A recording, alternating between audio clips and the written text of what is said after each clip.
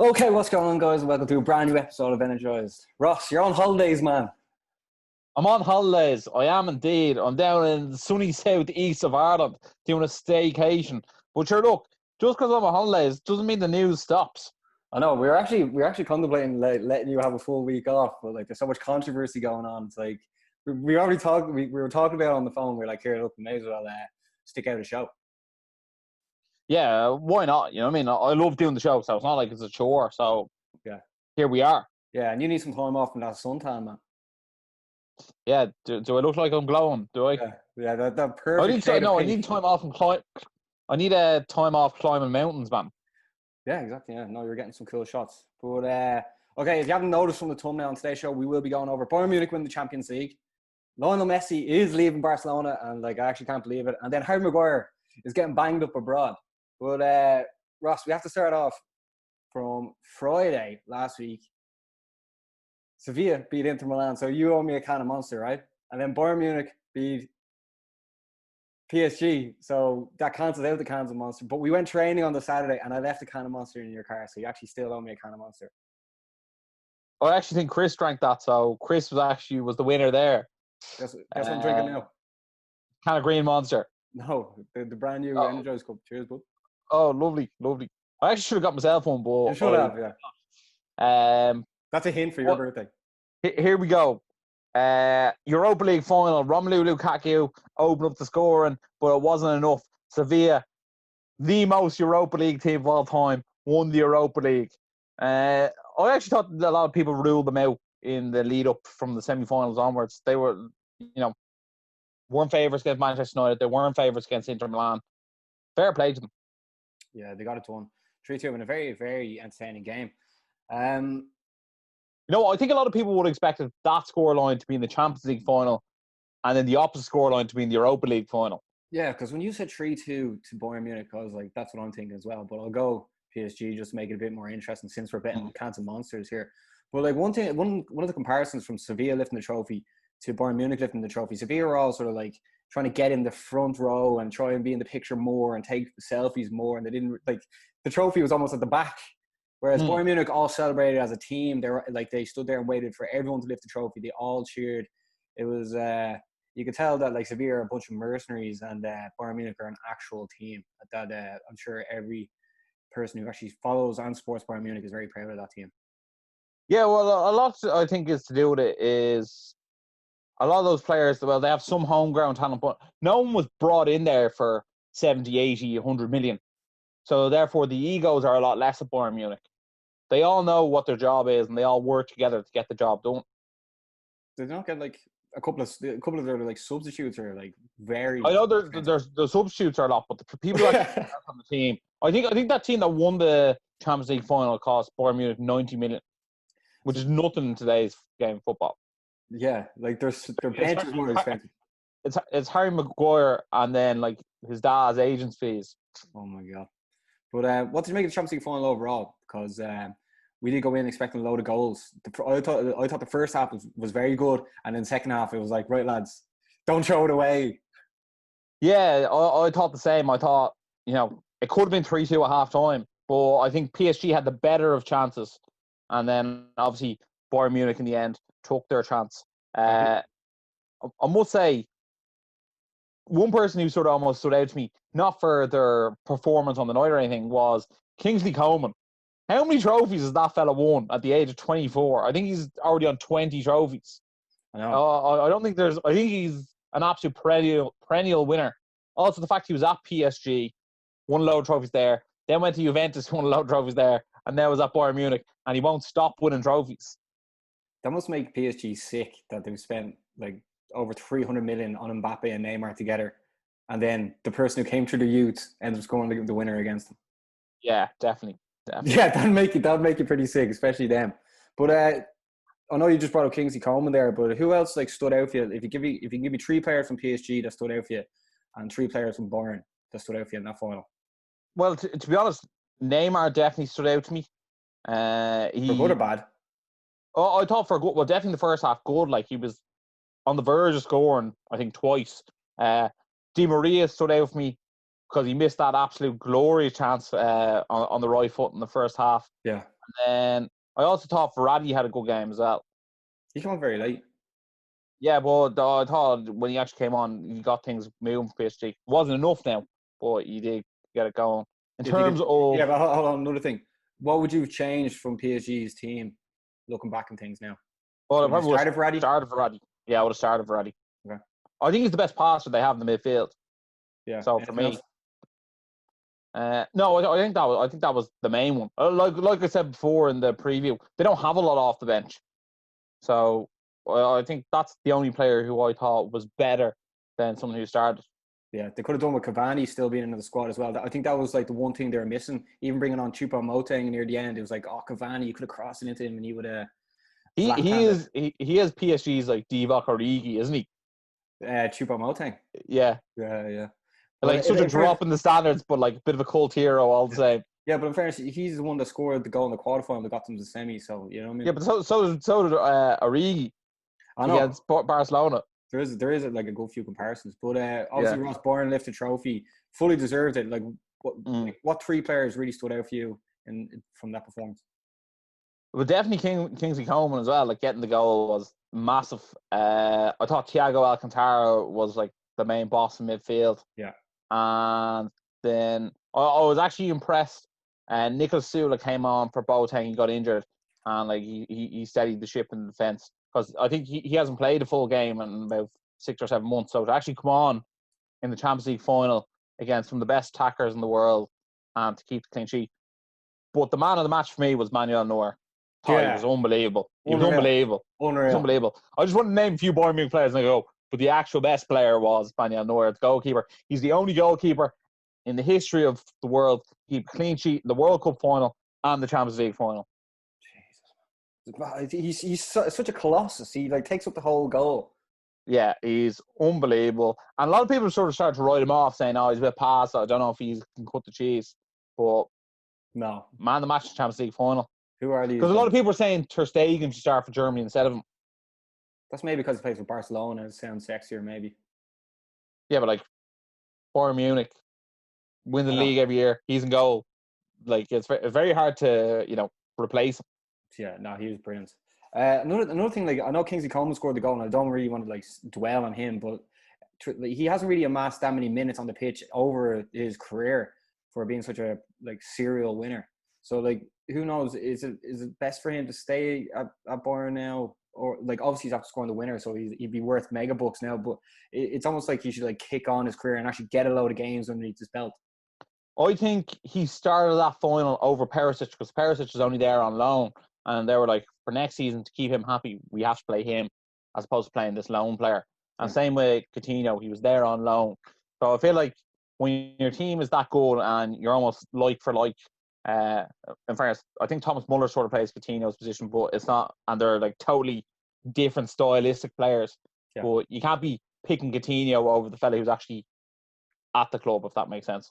Yeah. And the same with Coleman. I think I should almost expect Perisic to start, especially with a semi-final performance and his quarter-final performance. But when you risk upsetting a young talent like Coleman by having him on the bench for the Champions League final and having some fella in on loan, starting ahead of him, I think that's where that came in. And I think that is one thing with Flick as the manager. Because he was the assistant manager and then became the manager, I felt like he would have done a lot of the personal dealing with the players. So he sort of knows what gets them to tick.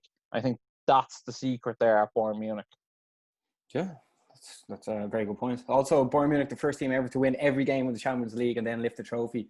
Obviously, there was only like one leg in the quarters and the semis, but still, like, won every game. So therefore, the final was the only game they didn't win by more than one goal. Yeah, I was hoping it would go like the PSG would score just to bring in the penalties, just to get it more tense, because like it was very, very tense at one stage. Everyone it was like, who hasn't got a yellow card yet? Like, go over and foul someone to waste time. Oh man. But yeah. So Sevilla will be playing Bayern Munich in the Super Cup final on the 24th of September. That's on a Thursday. Okay, Ross. Massive news is breaking from Catalan.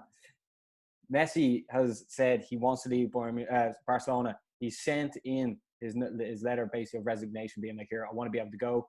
Barcelona are saying that that you were only able to go for free a couple of months ago pre-COVID, but all this stuff should be sorted out. He's been there for 20 years, Ross. First of all, can you actually see him leaving? And second of all, where can you see him going to? Like, what jersey can you see him wearing next year? Because he's 33, Ross. If he doesn't go now, what's the point of going next year at 34? I've said this off camera. I don't know if I've said it on camera, but I don't think Barcelona as a football club can kick on with Lionel Messi there. He's too much of a focal point for him. He owns that dressing room. Yeah. I think that's one thing that Ronald Koeman has come in and said. He goes, there's too much player power in this dressing room, and that has to go. Koeman, obviously, I don't think has had to sit down with Messi, and I think Messi's saying, here, look, wherever I go, I should be the main man. And he's obviously had a loggerheads with them. And I think there's also a big issue with the president of Barcelona as well. I feel like he's not getting in the right players, and there's a bit of friction there. I do think Messi is going to leave. I think this is the time where he's thrown his toys out of the pram, and I think at the age he's at, it's very hard to fix that, especially for Barcelona to move forward and challenge for the title next year. You know, and there's already that distress in the change room. Also, Luis Suarez was like, he seems bewildered. He's like, apparently I'm up for sale, but no one told me. Yeah. So Barcelona seems to be all over the place. It seems to be in a bigger mess than it's ever been. And obviously on the back of COVID, they don't seem to have the finances that were once there. So I think Messi will go. I'm not too sure what way his contract is. I don't think he will go for free. I think there'll be a compensation paid for him. Yeah. I think that's the way it'll work. That'll be paid off in one day from the New Jersey sales. Exactly. Whether it'll be 80, 90, 100 million. I think Barcelona have sort of said they're willing to take 260 million, which is more than the Neymar. They want more than Neymar they got for Messi. But you have to realise, when Neymar was signed, he was, 23, 22. There was years left in him. As opposed to Messi, you're only getting 2 years out of him. So unless you can recoup it in the jersey sales, it's actually not worthwhile. Hold on. How much are you saying Barcelona want? 260. I think Neymar went for 220. Yeah, but I thought Messi's able to leave for free. But they're contesting that he can't leave for free. That's what Barcelona are saying. And they're saying, like, we'll settle for 260. Neymar or we'll Messi, settle for 260. Yeah. Yeah, sure you will. Messi saying that his contract he should be able to be released. Barcelona are actually saying that like 700 million euro is your release cost, so we don't have to accept anything less than that. That's sort of where the three stories are. Who's right? I don't know. I'm sure Barcelona have fantastic lawyers. I'm sure Messi has fantastic lawyers. I'm sure they won't want to let it go to court. I'm sure there'll be some sort of fee that will be paid for Messi by the suit, or whether that be Man City, Juventus, Inter Milan. I think they are the three front runners for Lionel Messi's signature. In terms of those three, his ex-agent has come out and said he thinks Inter Milan is the place he will end up. He thinks it will reignite the Ronaldo-Messi rivalry, two massive European clubs. I personally think Man City are in the driving seat for him. Pep was there. They definitely have funds to offer. I think for the neutral spectator, everyone would love to see him go to Juventus and see Cristiano Ronaldo and Lionel Messi at the same team. That's sort of my take on it. Barry, what is your take on it? Oh my God. I know we put the post up earlier with Messi and Ronaldo both wearing Juventus jerseys. Like, if you could watch that, that's blockbuster. Like, as for Inter Milan, I can't see Messi going to Inter Milan. Like, obviously Milan. Front three of Sanchez, Lukaku, and Messi. Yeah, but they're not. Messi has to go to like the best of the best. I don't like Inter Milan. I know I don't want to like poke at them for losing the Europa League final, but when you're looking around that team as well, there was nothing that was really like making you be like, I'm definitely watching these next year. Now, if Messi goes, that's a different story. I see like PK as someone that he'd go to Inter Milan. Like we all know Messi can't speak English, so I don't know if he would end up going to the Premier League. As much as I'd like to see him in the Premier League, I also wouldn't think Messi would be that amazing in the Premier League either. I think like he's lost that bit of pace that really gets him away from defenders, and the Premier League is becoming more and more full of athletes. And I don't know if it would really fit him. Not being able to speak English as well, that would definitely not help. And I'm not saying he's fluent in Italian now, but Yeah, but you have to also look into that he could speak fluently in Spanish to Pep. Yeah. He had Sergio Aguero there, Argentinian teammate. Yeah. You'd also have someone like Rodri there as well, who also speaks fluent Spanish. So there are those players there Otamendi. to help bring him along. Otamendi as well. So there are players in the squad that would definitely help carry him in terms of the language barrier. Yeah, as in like playing on the pitch, Man City is his best option. But like to live, he's after living in Barcelona for 20 years and he's used that son to just go now to Man City would be a bit strange. Okay, could he go to Juventus? I think PSG is probably the shout. Or what about Bayern Munich? We haven't brought them two up. I don't think Bayern Munich would be willing to unsettle the players they have there. How can you unsettle? How can you unsettle the players with Messi coming in the door? It's like, I just don't see it. I think Messi has a bigger ego than people give him credit for, and I don't see him going to Germany. I don't see him living in Germany. And if you had an English barrier over in England, the barrier in that Bayern Munich team would be even worse. They all speak German. A lot of them are German.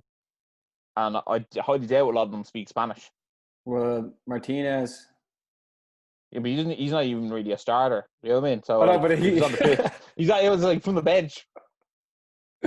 Hola, ¿cómo estás? Thiago's still there? Yeah, Thiago's still there. Although, he's linked to Liverpool and PSG, so it depends whether he's there. He's also played for Barcelona as well. He also wants to go to the team that's going to compete for the Champions League as well, Ross. That's another thing that I think would X off into Milan. That is true. PSG is they could definitely afford him. They could definitely afford his wages. I just don't know whether would that unsettle Neymar. I felt like Neymar left Barcelona. I know they're good friends, but I know Neymar left Barcelona because he wanted to be the main man. Yeah, but Messi was trying to comes back in. Does he take over the main man? Also, does that hurt Neymar in the pocket? Does Neymar get a percentage of the jerseys that is sold with his name on the back? Because if Messi comes in there, Messi's getting a lot more, he's getting an equal amount of jersey sales, if not more, than Neymar. And that's going to hurt Neymar's pocket. I know this is really looking into it, but going to a team sponsored by Adidas, would that affect things as well? Because Manchester United are sponsored by Adidas. One thing I will say is, and PSG aren't. I'll tell you why he's not going to PSG. There's one reason he's not going to PSG, and that man's name is Mauro Icardi, who signed a permanent contract there. The reason he's not in the Argentina team is because Lionel Messi doesn't want him in that team. And we all know the story behind that with Maxi Rodriguez or Gomez? Gomez. It's the blonde. Gomez, yeah.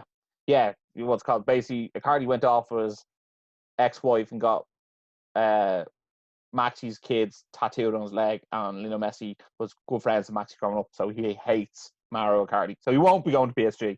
I love the way you sat back there. You're like, oh, rat. But but like obviously PSG can be like, you know what, Icardi, you're going out on loan, and we don't care where, and we'll pay your full wages. Messi's coming here. They have money to burn. Who knows? Icardi could go to Barcelona in a swap. True. Because Barcelona are going to need a striker because they're getting rid of Suarez and Messi. I think you've just made the shout now, man. I think that's actually the shout to PSG. Icardi to go the other way to replace even possibly Suarez as well. And he's a good player. But like what happened last year was Messi. Not bad for a rat. Not bad for a rat. Although Suarez and Icardi up front together, two rats. But Messi was throwing his toys out of the pram, being like, I want Neymar back. I want to win the Champions League. I want him back. And they weren't able to finalise the deal, especially because like Coutinho couldn't go to PSG. It was just like certain players had to move and it didn't work out. Remember, they were trying to get rid of like Semedo, Rakitic and all that as part of this mad deal that like it was too big to actually do. I think the lure of PSG to even play alongside Mbappe, not just Neymar. I think Mbappe, the way Messi would be like, you know what, this guy could be the heir to my throne, arguable whose actual throne it is between Messi and Ronaldo. But he's like 33. Like I know it was almost written in the stars for Ronaldo to eventually go to PSG, but Ronaldo's 35 now, and I don't see that deal really happening because I think he's sort of happy now with Pirlo coming in to be the new coach. So I think PSG is a great shout. So I think we sort of finalised it's either going to be PSG or Man City. What way are you leaning here now? Obviously, there's or other. We'll give you okay. So it's PSG, Man City, or other. What percentages are you on this? And I'll actually I would say I'll write this down and see what actually eventually happens. I would say 60% Manchester City, 25% PSG, and 15% other. What was that again? 60 City. 60, 25 PSG, and 15% other. Okay. And is that including staying? Yeah, why not? Yeah, okay. So I'm just gonna go 45 PSG, 35 City.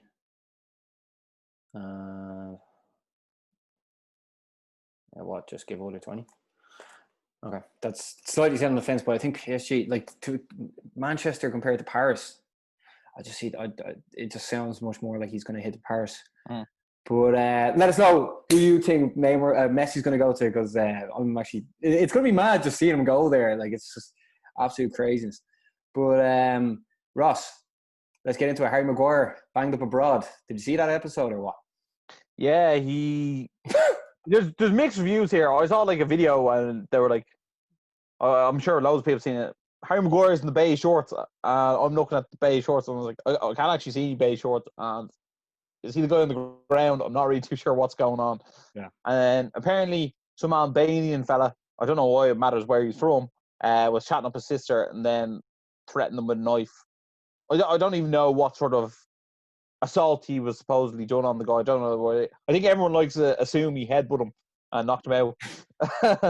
And then there's no way he did that. He never heads the ball. Yeah. And then he apparently assaulted the police officer and then bribed him. 10 grand seems to be the rumoured amount. And he was found guilty of it. So he seems to be on a 3-year probation. That seems to be the sentence, but he could just never go back to Greece, and I'm pretty sure that would be fine. It seems to be his probation, I assume, is only based on him being arrested in Greece. So as long as United avoid Greek teams in the Champions League next year, Harry Maguire doesn't have much to worry about. And he avoids going there on holidays. First of all, like Harry Maguire just comes across as such a respectful guy, and a captain in Manchester United as well. And you just see him as someone that's just he comes across as if like he may not be the world's best in defence, but it looks like he puts everything into his career, and even the stuff he does on social media, the way he like goes to children's foundations, this, that, and the other. That's why he was chosen as captain. And then to hear that he got arrested, I was like, oh, maybe someone just jumped him. And then when it comes out that supposedly his sister was stabbed by 2 Albanians, and how would you even know unless they were like, we're Albanian, stab. It just didn't really make sense. It was all so far-fetched. And then it's like, what? And then he was announcing the England team as well. And then I was like, and then he bribed them. I was like, what? Now, it sounds weird, but I actually can see both things happening, because like if you're rich and famous, you're going to try and throw money at it to make things disappear. I'm sure this has happened numerous times with footballers on holidays, with girls, cars, fights, this, that, and the other. But we all know Greece isn't corrupt, aka is corrupt, that the police officers would be like, right, we have like the captain of the world's biggest team here. Let's just say he bribed us, lads. We'll get money out of this. We'll get a bit of, I don't know. They'll get something. Well, he didn't bribe us, so we'll sell a story saying he did bribe us. Yeah. So both stories I can see both stories happening, because if me and you were banged up abroad, like we'd be like, here, if we can give you some money, will you let us away with it? You know what I mean? Like, I can see Harry Maguire saying like, how much to make this go away? You know what I mean? Like, just and what's wrong with that? Let's just like sort this out now. Like, come on. Yeah, sort this out now. Yeah, because he's way more to lose. Well, there's plenty wrong with it, because like you shouldn't be able to buy your way out of trouble. But who knows how legit his trouble was? Yeah, but the world's corrupt. Like, money talks. You know, like Greece is going through a massive recession. Like, I mean, well, maybe on his behalf, he shouldn't have spoke on his own behalf. Maybe he should have got a solicitor and said, "Here, look, Harry's willing to make a €20,000 donation to a Greek charity of the judge's choosing." Yeah, but that was obviously said during getting like pushed and getting arrested and drink on him. You know, you're like, fuck off. You know what I mean? Like, you're like, oh, you're in the cell and you're like, oh shit, Aldi's gonna kick me out, send me back to bleeding Leicester. It's really hard to tell because everything's sort of up in the air on what actually happened, what was said. You're only sort of going on hearsay from the paper. And I'm sure there's plenty of people over in Greece who are willing to sell any sort of story to the paper. I was there, I saw it happen, just to make a quick buck off it. For me, as long as no one was seriously injured and I didn't hear anyone was injured, that's all that really matters, I think. We've all been in a scuffle or a bust up on our holidays. You know what I mean? That's just sort of what happens. And unfortunately, he just happens to be the captain of Manchester United. There are talks, and some people say, he should have his captaincy stripped away from him. I'm sort of indifferent about it. If Manchester United took the captaincy off him, I'd say whatever. They want to leave him with it. I'm also whatever. I'm not like 100% set on him being captain anyway. I always thought when Bruno Fernandes came in, difference he makes, the way he talks the pitch, I thought he's the best choice for captain.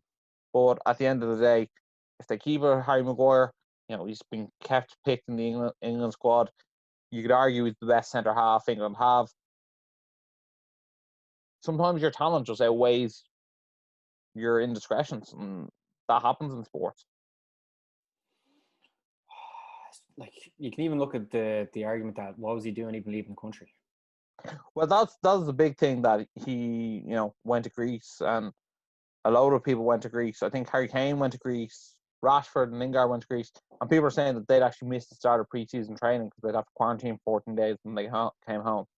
So I don't really know what way to judge it. The world is such a mad place at the moment. It's hard to pass judgment on someone, especially considering like how prolonged that season became after lockdown and playing all those games and the travel that they had to do. If I had that much money, I'd probably go on a little holiday for myself as well.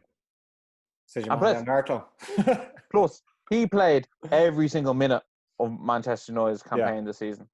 So there you have it. There's a lot of pressure. He even played that game against Lask when they were 5-0 up. There's a lot of pressure here. He had like a very stressful season, especially the way coming in, being so expensive, then United doing shit, and then the turn of form. And then, they played every game, as you said, hasn't had a time off. And then once he does have a bit of time off with his family, this sort of shit happens. It's a strange one. It really, really is. Manchester United's a strange club at the moment, and this definitely doesn't help. Ross, he was just the one person that I wouldn't have expected. I know people say one person, like that sort of person, or this, that, and the other, but like you would have put him in the top 3 of people that you would not expect to get banged up abroad. Well, I sort of thought he was quite a boring character, to be honest. Yeah. So I didn't expect him to get in a fight. But who knows? Maybe it was Liverpool fans trying to goad him, and then they were like, yes, we got him arrested. You never know. I can't wait to hear more about this. But what are you thinking? Guilty or not guilty? He's already been found guilty. So it's irrelevant what I think. So not guilty? No, it's irrelevant, really, to be honest. I know. Imagine this was Pogba.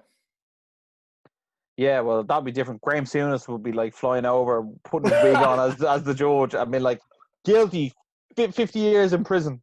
Guilty forever. It's funny, the day after Harry Maguire gets arrested, Lindelof saves like a 90-year-old lady from getting mugged on the street. It's just, you actually cannot write this stuff. You cannot write this stuff. Here, Ross, anything else about The Bash Brothers? The Bash Brothers. The Bash Brothers. Anything else? Like, is there anything else we should look out for in this story, or what else do you know about this? I think it's one of the most sort of outlandish stories that has like swept all the newspapers that I really don't have much of an opinion on, because I haven't seen any video of it happening. I haven't seen him heard that he's bribed anyone.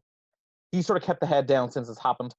Yeah. So you're just sort of getting secondhand information all the time and just assuming that what you're being told is true. Yeah, I know. It's interesting times ahead, Ross, isn't it?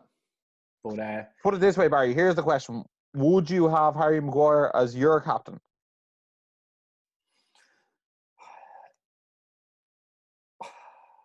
I think the thing is, you need to sit down. You need to sit down and ask him what happened. Until you sit down and ask him what happened, You can't make that judgment. Yeah, well, he was on the phone to Southgate in the jail, I think it was. He may have been let out, but and he told Southgate exactly what happened, and then Southgate added him into the squad, and then he was found guilty, and he's taken out of the squad. Well, there you have it. Yeah, but would I have him as captain? I'd rather Bruno Fernandes, but if he used to stay as captain, maybe if you and he put that effort into the effort he put on in Greece into his footballing ability, I'd be way more for that. Okay, we just had some trouble there with the internet down in Ross's sunny holiday.